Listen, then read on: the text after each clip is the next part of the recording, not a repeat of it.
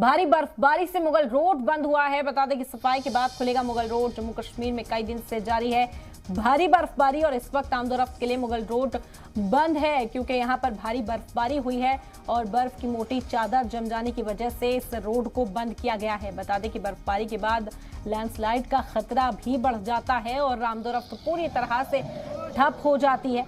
और आप तस्वीरें देख सकते हैं किस तरह बर्फ की मोटी चादर इस सड़क पर बिछी हुई है, जिसकी वजह से आमदोरफ्त यहाँ पूरी तरह से ठप है। मुगल रोड को बंद कर दिया गया है। मुगल रोड पर गाड़ियां अभी नहीं चल रही हैं।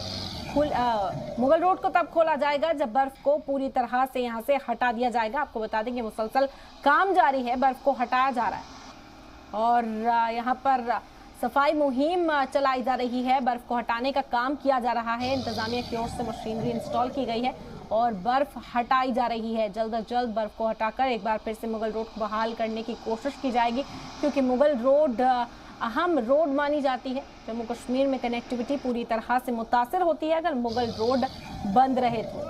आपको बता दें कि इस वक्त सफाई मुहिम जारी है। बर्फ हटाने का जो काम है वो जारी है। रोड को खोलने की कोशिश की जा रही है।